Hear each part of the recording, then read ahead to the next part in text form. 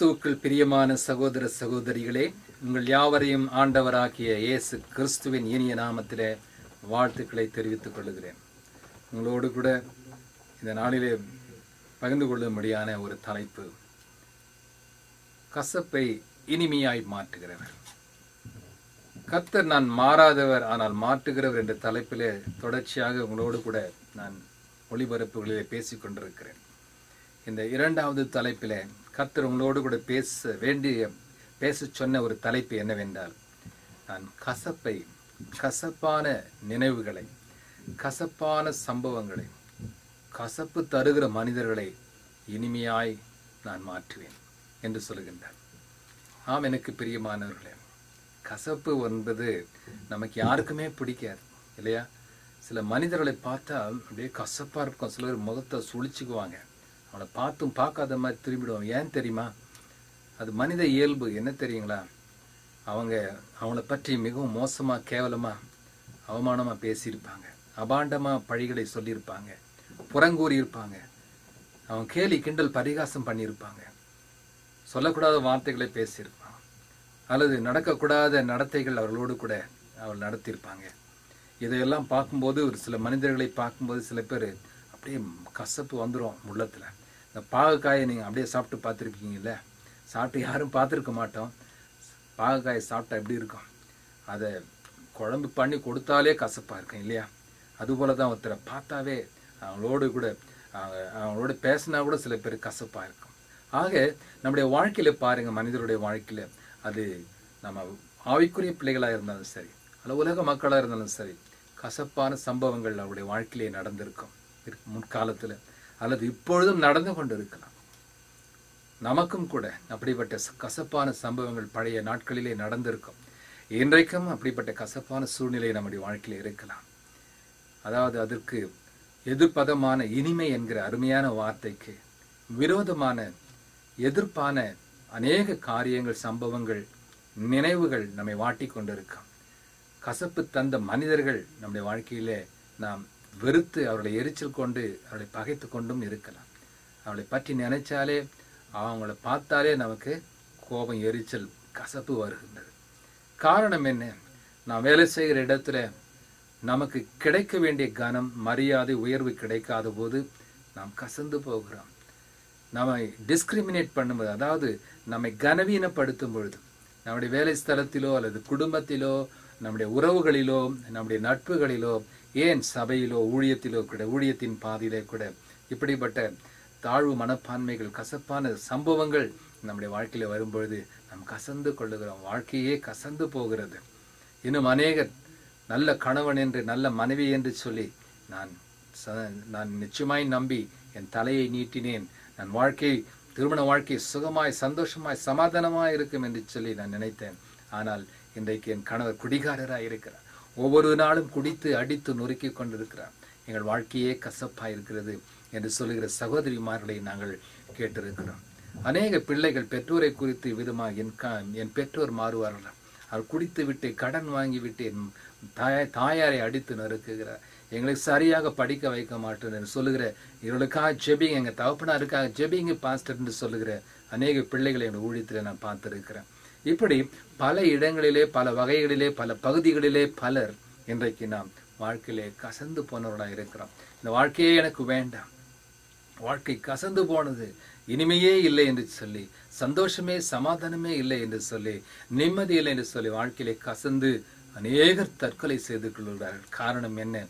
வாழ்க்கையிலே இனிமையான காரியம் இல்லை, இனிமையான சம்பவங்கள் நடக்காத பொழுது அவர்கள் சோர்ந்து போகிறார். அல்லது பொறுமையோடு, விசுவாசத்தோடு, இயேசு கிறிஸ்து இந்த நிலைமையை மாற்றுவார், என் கசப்பை இனிமையாய் மாற்றுவார் என்று சொல்லி அவர்கள் நம்பாததினாலே, விசுவாசிக்காததினாலே, பொறுமையோடு காத்திருக்காததினாலே தங்களை மாய்த்து கொள்ளுகிறார்கள் தற்கொலையினாலே.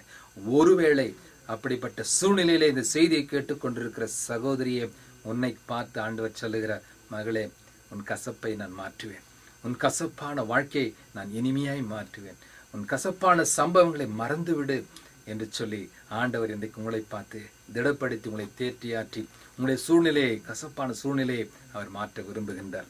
ஆம், எனக்கு பிரியமானவர்களே, நம்முடைய சுய பலத்தினாலோ, பணத்தினாலோ, படிப்பினாலோ அறிவினாலோ செல்வாக்கினாலோ அதிகாரங்களினாலோ நாம் அநேகர் நினைக்கிறோம் இப்படிப்பட்ட நிலைமைகள் எல்லாம் மாற்றிக்கொள்ளலாம் என்று சொல்லி. இல்லை அருமையானவர்களே, இவைகள் நமக்கு சில வேளைகளில் உதவலாம், நம்முடைய வாழ்க்கையில மாறுதல்களும் ஏற்படுத்தலாம், இல்லை என்று சொல்லவில்லை.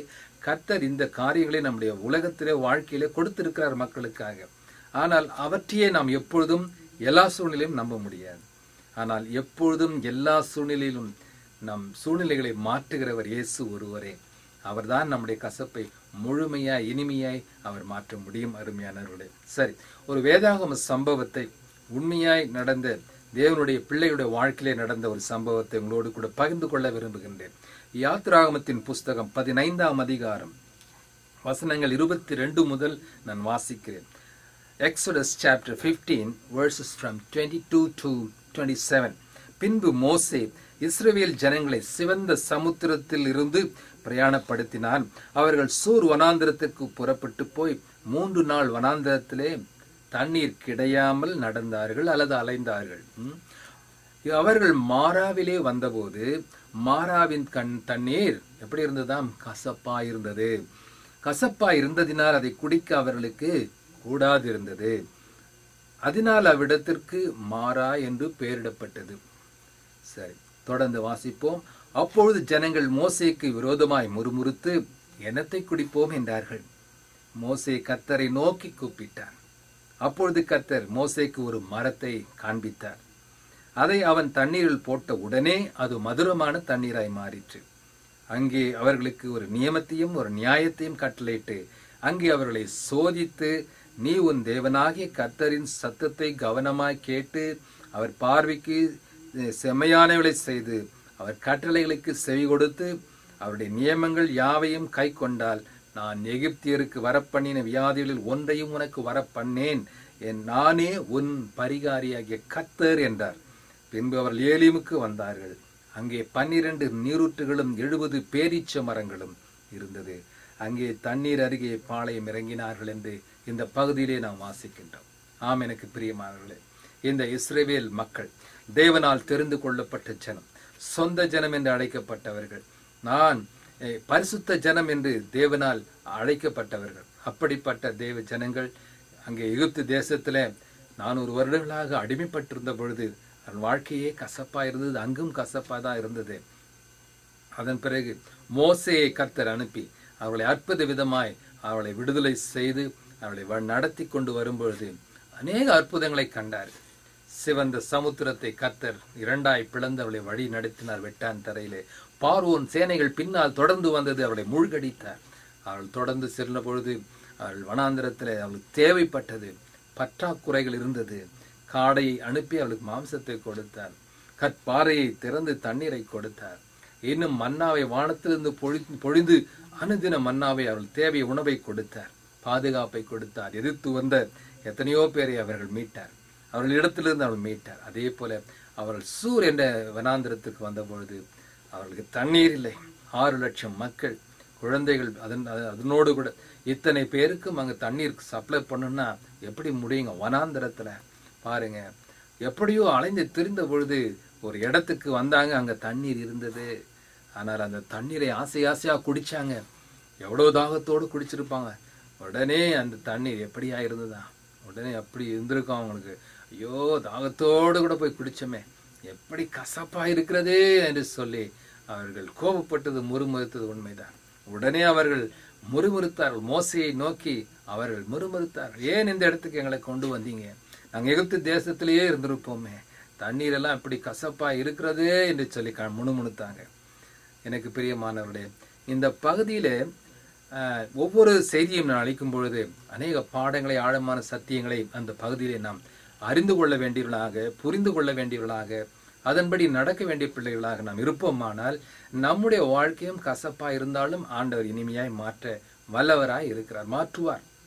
ஆனால் அந்த பாடங்களை நாம் கற்றுக்கொண்டு அதன்படி செய்யும் பொழுது அவர் அந்த சூழ்நிலைகளை மாற்றுகிறவராய் இருக்கிறார். நம்முடைய வாழ்க்கையிலும் கூட கசப்பான காரியங்கள் அப்படி இருக்கலாம். ஆனாலும் இங்கு தொடர்ந்து இந்த பகுதியை நாம் வாசிக்கும் பொழுது அதில் இருக்கிற சத்தியத்தை நாம் அறிந்து அதன்படி நடக்கும் பொழுது அங்கு எப்படி மாராவின் தண்ணீர் மதுரமாய் மாறிற்றோ அதே போல நம்முடைய வாழ்க்கையும் கசப்பான வாழ்க்கை இனிமையாய் மாறும். கசப்பான மனிதர்கள் இனிமையாய் மாறுவார்கள். சரி, அடுத்ததாக நம்ம அங்க பார்க்கும்போது, அப்பொழுது ஜனங்கள் என்ன செஞ்சாங்க? மோசேக்கு விரோதமாய் முறுமுறுத்தார்கள். அந்த இஸ்ரவேலர் அங்க எகிப்து தேசத்துல இஸ்ரவேல் தேசத்துக்கு போய் சேருவதற்கு ஒரு நாள்ல போயிடலாம், ஆனால் பாருங்க, 40 வருடங்கள் அவர்கள் அலைந்து திரிந்தார்களாம். 40 வருடம். ஏன் தெரியுமா? முக்கியமான காரணம் என்ன தெரியுமா? ஆண்டவருக்கும் அங்க மோசேக்கும் விரோதமாக அவர்கள் முறுமுறுத்ததுனால they were complaining all the time. They were grumbling against God and the man of God Moses. அவளை எதிர்நோக்கி எப்ப பார்த்தாலும் முணுமுணுத்து குறை சொல்லிக்கிட்டே இருந்தாங்க, குற்றம் சொல்லிக்கிட்டே இருந்தாங்க. நீ ஏன் என்ன கொண்டு வந்த? அங்கே இருந்திருப்போமே, அங்க வசதியா இருந்திருப்போமே. இன்றைக்கு கூட நாம கூட அப்படிதான் முணுமுணுக்கிறோம்ல. ஐயோ, நான் உன்னை போய் கட்டிக்கினேன்னு சொல்ல, உன்னை கட்டியிருந்து வேற யாருன்னா கட்டியிருந்தா நான் நல்லா சொகுசா இருந்திருப்பேனே, நான் சந்தோஷமா. உங்களை கட்டியிருந்தேன், உங்களை விட நான் வேற யாருன்னா மாப்பிள்ளையை கட்டியிருந்தேன் நல்லா இருப்பேன்னு சொல்றீங்கல்ல. நாம் கூட சில வேளையில் அப்படி கசந்து கொள்ளுகிறோம். சில கசப்பான வாக்குவாதங்கள், சண்டைகள் நம்முடைய குடும்பத்தில் ஏற்படும் போது நாம் அப்படி மனுஷீகத்துல மாம்சத்துல நாம் முறுமுறுக்கிறோம். ஏன் கர்த்தர் இப்படிப்பட்ட ஆளை எனக்கு கொடுத்தார்? ஏன் இப்படிப்பட்ட பொண்ணை எனக்கு கொடுத்தார்? ஏன் இப்படிப்பட்ட பிள்ளைகளை எனக்கு கொடுத்தார் என்று நாம் முறுமுறுக்கிறோம். ஏன் இந்த வேலையை கொடுத்தாரு? ஏன் இதை கொடுத்தாரு? நாம இல்லாதவைகளை குறித்து நாம கம்ப்ளைண்ட் பண்ணாலும் பரவாயில்ல. இருக்கிற நிலைமையை நாம பார்த்து கூட சில பேர் இது குறை அது குறைன்னு சொல்லிட்டு நம்ம முறுமுறுத்துட்டே இருக்கிறோம். முன்னால் செய்த அற்புதங்களை நாம் நினைத்து பார்க்க வேண்டும். பாருங்க, இங்க அந்த இஸ்ரவேல் மக்கள் செங்கடலை பிளந்து வழி நடத்தின அந்த தேவனுடைய அற்புத செயலை மறந்து போனார்கள்.